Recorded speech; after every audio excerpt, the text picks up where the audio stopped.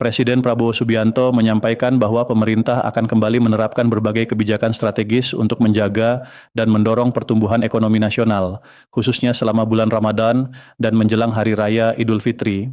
Pemerintah menilai bahwa periode Ramadan selalu menjadi momentum penting bagi perekonomian karena aktivitas konsumsi masyarakat meningkat secara signifikan. Oleh karena itu, berbagai langkah kebijakan telah disiapkan agar daya beli masyarakat tetap terjaga, perputaran uang meningkat, dan stabilitas ekonomi nasional dapat dipertahankan. Salah satu langkah yang disiapkan adalah pencairan tunjangan hari raya atau THR bagi aparatur sipil negara, pekerja swasta, serta pensiunan. Selain itu, pemerintah juga menyiapkan pembayaran rapel kenaikan gaji bagi ASN dan pensiunan sesuai dengan ketentuan yang telah berlaku sebelumnya.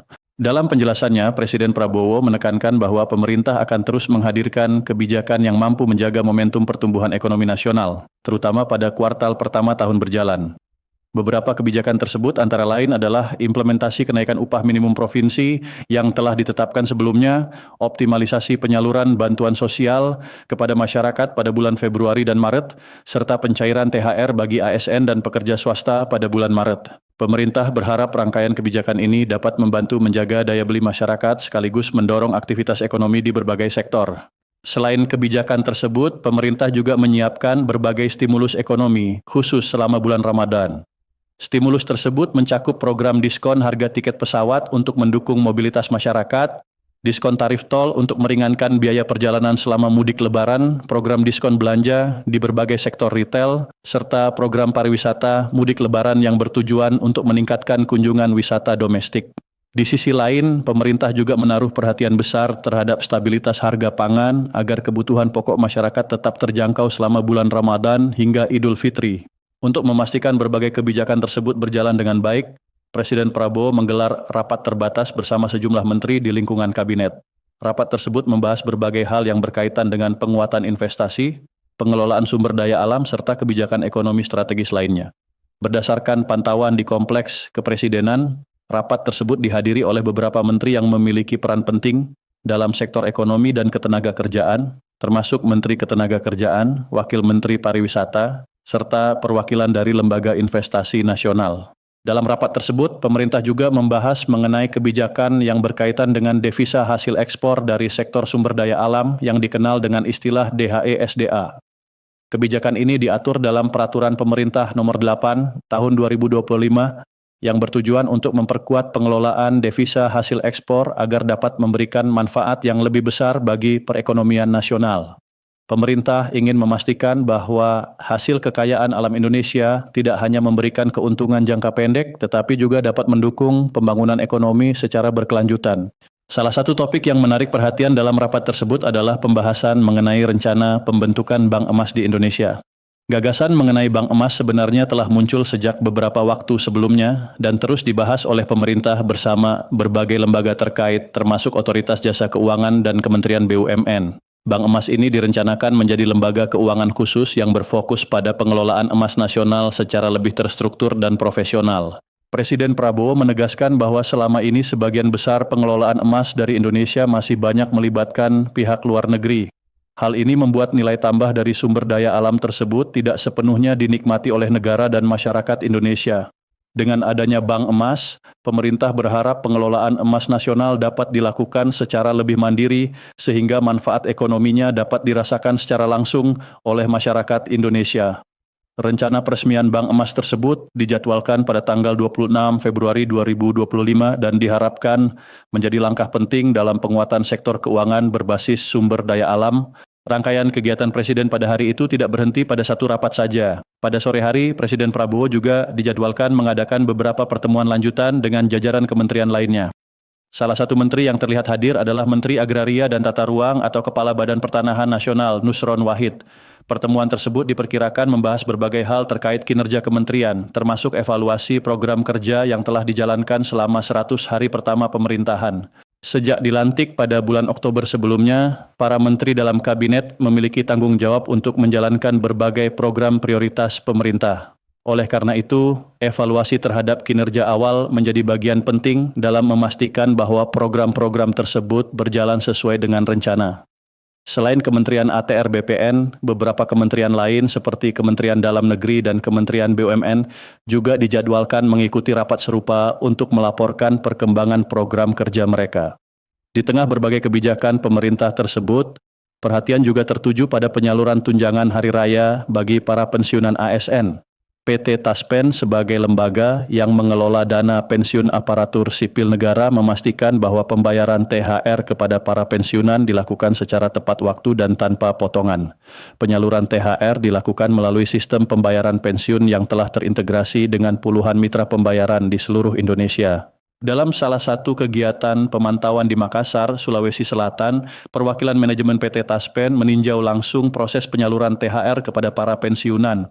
Peninjauan ini dilakukan untuk memastikan bahwa proses pembayaran berjalan dengan lancar, aman, dan tepat sasaran. Para pensiunan yang datang ke lokasi mitra pembayaran terlihat antusias menerima hak mereka menjelang Hari Raya Idul Fitri. Perwakilan PT Taspen menyampaikan bahwa penyaluran THR merupakan bentuk penghargaan atas pengabdian para pensiunan yang selama puluhan tahun telah bekerja untuk negara. Dengan adanya pembayaran THR lebih awal, para pensiunan diharapkan dapat mempersiapkan berbagai kebutuhan menjelang Lebaran, seperti membeli pakaian baru, menyiapkan kebutuhan makanan, serta memenuhi kebutuhan keluarga lainnya. Pada tahun 2026, PT Taspen diperkirakan akan menyalurkan THR kepada lebih dari 3 juta peserta pensiunan ASN di seluruh Indonesia. Pembayaran tersebut dipastikan tidak dikenakan potongan iuran maupun biaya lainnya sehingga para penerima dapat memperoleh hak mereka secara penuh. Hal ini diharapkan dapat memberikan rasa tenang bagi para pensiunan dalam menyambut hari raya bersama keluarga. Di tingkat daerah, beberapa pemerintah desa juga menunjukkan inisiatif yang menarik dalam membantu warganya menghadapi kebutuhan menjelang Lebaran. Salah satu contoh datang dari Desa Berjo di Kabupaten Karanganyar, Jawa Tengah.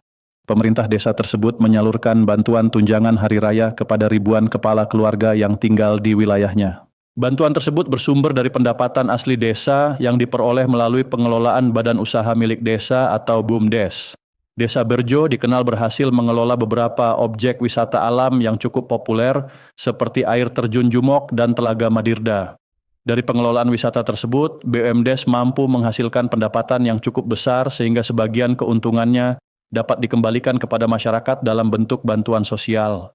Setiap kepala keluarga di desa tersebut menerima bantuan tunai sebesar Rp500.000. Program ini disambut dengan penuh rasa syukur oleh warga karena dapat membantu mereka memenuhi kebutuhan menjelang Idul Fitri. Bagi sebagian keluarga, bantuan tersebut dapat digunakan untuk membeli pakaian lebaran bagi anak-anak, membeli bahan makanan, atau memenuhi kebutuhan rumah tangga lainnya. Program bantuan THR dari pemerintah desa ini bahkan telah menjadi agenda rutin yang dilaksanakan setiap tahun. Pemerintah desa menilai bahwa momentum menjelang hari raya merupakan waktu yang tepat untuk memberikan dukungan kepada masyarakat karena kebutuhan rumah tangga biasanya meningkat pada periode tersebut. Dengan adanya bantuan tersebut, diharapkan seluruh warga dapat merayakan Idul Fitri dengan perasaan yang lebih tenang dan bahagia. Di tengah berbagai kabar mengenai tunjangan hari raya dan kebijakan ekonomi pemerintah, masyarakat juga diingatkan untuk berhati-hati terhadap informasi yang beredar di media sosial, terutama yang berkaitan dengan isu kenaikan gaji atau pembayaran rapelan bagi pensiunan ASN. Dalam beberapa waktu terakhir, sempat beredar berbagai informasi yang menyebutkan bahwa akan ada kenaikan gaji baru bagi pensiunan ASN pada pertengahan tahun 2025. Informasi tersebut menyebar dengan cepat melalui berbagai platform digital dan bahkan sempat menimbulkan harapan di kalangan para pensiunan. Namun setelah dilakukan klarifikasi oleh pihak terkait, diketahui bahwa kabar tersebut tidak memiliki dasar regulasi resmi dari pemerintah. PT Taspen sebagai lembaga yang mengelola pembayaran pensiun telah memberikan penjelasan bahwa hingga saat itu tidak ada kebijakan baru mengenai kenaikan gaji pensiun atau pembayaran rapelan pada pertengahan tahun 2025. Penjelasan tersebut menjadi penting agar masyarakat tidak terjebak dalam informasi yang belum tentu benar. Dalam urusan yang berkaitan dengan kebijakan keuangan negara, setiap perubahan harus memiliki dasar hukum yang jelas dan diumumkan secara resmi oleh pemerintah. Tanpa adanya regulasi yang sah, informasi mengenai kenaikan gaji atau pembayaran rapelan tidak dapat dianggap sebagai kebijakan resmi. Sementara itu, kebijakan yang memang benar-benar telah ditetapkan sebelumnya adalah kenaikan gaji pensiunan ASN sebesar 12% pada tahun 2024. Kebijakan tersebut memiliki dasar hukum melalui Peraturan Pemerintah Nomor 8 Tahun 2024 yang menggantikan aturan sebelumnya. Kenaikan tersebut merupakan bagian dari upaya pemerintah untuk meningkatkan kesejahteraan para pensiunan dan menjaga daya beli mereka di tengah perubahan kondisi ekonomi. Kenaikan gaji tersebut disambut baik oleh banyak pensiunan karena dapat membantu memenuhi kebutuhan hidup sehari-hari, namun pengalaman tersebut juga membuat sebagian masyarakat lebih mudah percaya ketika muncul kabar mengenai kenaikan gaji baru pada tahun berikutnya. Padahal setiap kebijakan baru harus melalui proses yang panjang, termasuk pembahasan anggaran dan penerbitan regulasi resmi. Karena itu, masyarakat diimbau untuk selalu memeriksa sumber informasi sebelum mempercayai atau menyebarkan sebuah kabar.